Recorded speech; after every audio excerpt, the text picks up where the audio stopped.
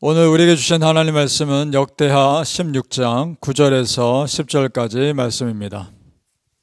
여호와의 눈은 온 땅을 두루 감찰하사 전심으로 자기에게 향하는 자들을 위하여 능력을 베푸시나니 이 일은 왕이 망령되이 행하였은즉 이후부터는 왕에게 전쟁이 있으리이다 하매 아사가 노하여 선견자를 옥에 가두었으니 이는 그의 말에 크게 노하였음이며 그때 아사가 또 백성 중에서 몇 사람을 학대하였더라. 아멘. 오늘 새벽에 예배하신 하나님의 은혜가 우리 성도님들께 함께 하시기를 예수님의 이름으로 축복합니다. 아멘. 오늘 말씀은 어제 우리가 보았던 아사 왕의 모습과는 완전히 반대의 모습을 기록하고 있습니다.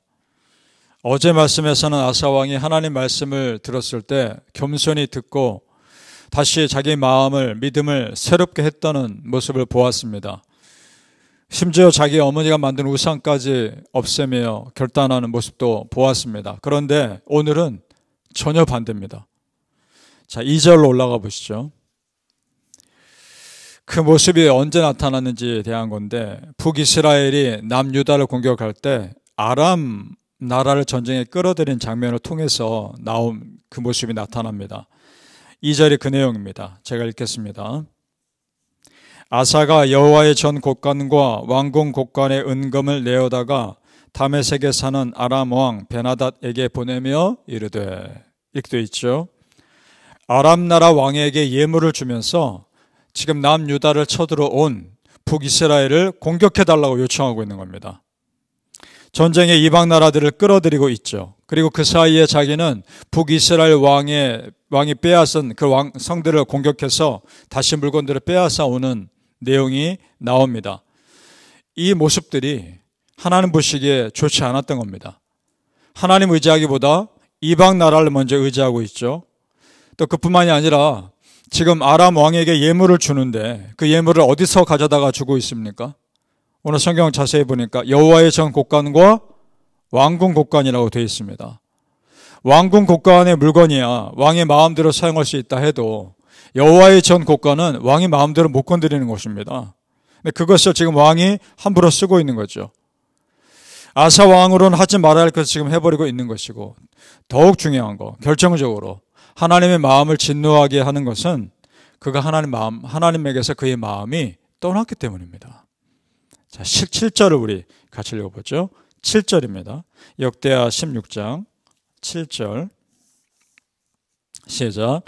그때에 선견자 하나니가 유다 왕 아사에게 나와서 그에게 이르되 왕이 아람 왕을 의지하고 왕의 하나님 여호와를 의지하지 아니하였으므로 아람 왕의 군대가 왕의 손에서 벗어났나이다. 이것이 심각한 겁니다. 사람 의지하고 하나님 의지하지 않았기 때문입니다. 그래서 아람 왕이 그렇게 왕이 생각하는 것만큼 도움되지 않을 겁니다 라고 말하고 있습니다. 자, 여러분, 이런 모습은요 유다 백성들 조상 때부터 지금까지 계속해서 반복되는 모습입니다. 하나님 잘 믿다가도 또 어느 순간 마음 돌이켜 하나님 떠나 세상을 의지하고 우상을 숭배하는 그 모습이 아주 오랫동안 반복이 됩니다. 그래서 하나님과 유다 백성들 간의 갈등의 원인이 바로 이런 모습입니다. 꾸준하지 않았다는 겁니다. 자, 성도님들, 오히려 우리는 반대의 도전을 받았으면 합니다. 여러분, 우리 한결같이 꾸준하게 하나님 잘 믿읍시다. 한결같이 꾸준하게 믿음의 자리 지킨다는 거 정말 귀한 겁니다. 그런데 결코 쉬운 것이 아닙니다. 왜냐? 그렇게 꾸준하게 믿음 생활하지 못하도록 방해하는 일들이 너무나 많거든요. 예배드리지 못하게 하고 기도하지 못하게 하는 일들이 얼마나 우리 삶에 많이 생깁니까? 그래서 예배 자리를 떠나고 기도 자리를 떠납니다. 그러다가 다시 이전에 충만한 상태로 돌아오려면 훨씬 더 많은 시간과 힘이 필요하단 말입니다. 성도님들, 항상 믿음의 자리, 은혜의 자리 지킬 수 있기를 축복합니다. 아멘. 그래서 선지자도 이전에 아사 왕이 믿음의 자리에 있었다는 것을 기억나게 합니다. 자, 8절로 또 가보시죠. 8절 말씀 시작. 구스 사람과 룹 사람의 군대가 크지 아니하며 말과 병거가 심히 많지 아니하되이까. 그러나 왕이 여호와를 의지하였으므로 여호와께서 왕의 손에 넘기셨나이다. 전에 다른 이방 나라들과 싸울 때 그때는 지금 저 북이스라엘 군대보다 훨씬 많지 않았었습니까? 그때 왕이 여호와를 의지함으로 이긴 적이 있지 않았습니까? 그때를 기억하라는 겁니다. 근데 지금 그때를 잊어버리고 이방 나라의 도움을 요청하고 있는 모습 아닙니까? 오늘 성경을 16장을 쭉 자세히 읽어봐도요, 왜 아사 왕이 이렇게 변했는지 알 수 있는 힌트가 나오진 않습니다. 오늘 아사 왕의 모습을 보면서 우리 스스로를 돌아봅니다. 이런 질문을 하게 되는 거죠. 나는 지금 내 믿음 건강하게 유지하고 있는가? 나는 지금 꾸준하게 하나님 잘 믿고 있는가? 이렇게 질문하면서 아사 왕의 길을 따라가지 말아야 합니다. 그렇게 믿음 지키는 데 있어서 중요한 것이요, 이전에 하나님이 여러분에게 베푸신 은혜를 기억하는 겁니다. 이것이 중요합니다.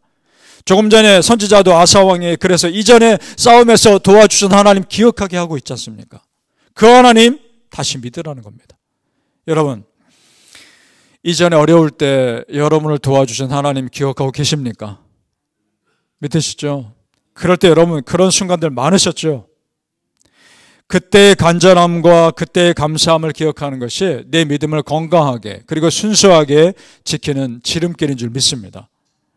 바라기는 성도님들, 꾸준하게 하나님 믿으시고 한결같이 믿음의 자리 지키시기를 예수님의 이름으로 축복합니다. 아멘. 선지자가 그래서 그 왕의 죄를 지적합니다. 그러자 그 왕이 어떻게 반응하는지를 보죠. 지난 시간에 선지자의 말을 들었을 때 그거 어떻게 반응했죠? 그 말을 겸손하게 들었고 그 말씀대로 행동했습니다. 그런데 지금은 전혀 다른 모습이죠. 화를 내고 선지자를 감옥에 가둡니다. 거기도 부족해서 그때 몇몇 백성들이 항의했던 것 같습니다. 왜 그렇게 하냐고. 그러자 그 백성들까지 핍박한 것으로 나옵니다. 자, 10절 끝으로 다시 한번 읽어보죠. 10절입니다. 시작. 아사가 노하여 선견자를 옥에 가두었으니 이는 그의 말에 크게 노하였음이며 그때 아사가 또 백성 중에서 몇 사람을 학대하였더라. 아멘. 어떻습니까? 겸손하게 회개하지는 않고 오히려 하나님 말씀 앞에 화를 냅니다. 전에 가인과 아벨 사건에서 가인이 자기 동생 아벨을 죽였을 때 하나님이 아벨에게 책망하자 하나님 앞에서 화를 내죠. 그 모습과 지금 너무나 비슷하셨습니까? 지금 아사 왕은 그 마음속 주인의 자리에 자기 스스로 앉아 있는 겁니다. 그렇게 돼버렸습니다. 너무나 안타깝죠. 바로 어제 말씀에서는 얼마나 신실한 모습이었습니까? 그러나 지금은 반대란 말입니다. 그 사이에 물론 많은 세월이 흘렀죠. 하지만 그 오랜 세월 동안 왜 그가 믿음 없는 사람이 되었을까? 이런 질문을 하게 됩니다. 아마도 35년이라는 평화로운 시간 동안에 그의 믿음이 영적으로 굉장히 느슨해지지 않았을까라는 생각을 해봅니다. 그러니 여러분, 항상 깨어 있어야 합니다. 항상. 그리고 항상 끊임없이 새로워져야 합니다. 내 믿음 지키기 위해서라도. 따라서 오늘 말씀 보면서 우리는 이런 도전을 받습니다. 지금까지 살아온 나의 모습, 나의 믿음의 스타일이 오히려 나를 고집스러운 사람으로 만들지 않도록 하나님 말씀 앞에서 유연하셔야 합니다. 그러니까 내 뜻과 다른 하나님 말씀을 받아들일 마음의 자세가 항상 되어 있으셔야 합니다. 여러분, 우리가 정말 하나님을 사랑하고 겸손하면 하나님이 나에게 무슨 말씀하시든지 받아들이게 되어 있습니다. 믿습니까? 결국 아사 왕의 이런 실망스러운 모습은 그 마음 안에 하나님에 대한 믿음과 사랑이 식어버렸기 때문입니다. 바라기는 성도님들, 하나님을 꾸준히 사랑하는 자에게 꾸준한 영성이 있다는 것을 믿으시고 여러분이 그런 믿음의 사람 다 되시기를 예수님의 이름으로 축복합니다. 아멘. 기도하겠습니다. 아버지 하나님, 꾸준하게 믿음의 자리를 지키게 하여 주시옵소서. 내가 있어야 할 믿음의 자리 꾸준하게 지킴으로 하나님께서 그 가운데 주시는 깊은 영성을 소유하게 하여 주시옵소서. 하나님, 오늘 새벽에도 이 새벽의 자리를 지킵니다. 주일 예배 때도 예배의 자리를 지킵니다. 그리고 항상 내가 하나님 앞에 있어야 할 마음의 자세를 항상 간직합니다. 아버지 하나님, 그런 믿음의 사람으로 평생 살아갈 때 우리 아버지 하나님께서 주시는 그 믿음이 내 안에 차곡차곡 쌓여서 결정적인 순간에 믿음의 모습을 보이게 하여 주시옵소서. 하나님 앞에 어떤 화려함이 없고 대단한 것이 없어도 꾸준한 영성의 소유자들이 되게 하여 주시옵소서. 깊은 믿음의 사람들이 되게 하여 주시옵소서. 그것이 정말 귀하다는 것을 알게 하여 주시옵소서. 항상 그 자리에 있을 때 그 자리에는 그 믿음이 결정적인 순간에 나를 살리는 믿음이 되게 하여 주시옵소서. 감사하며 예수님 이름으로 기도합나이다. 아멘.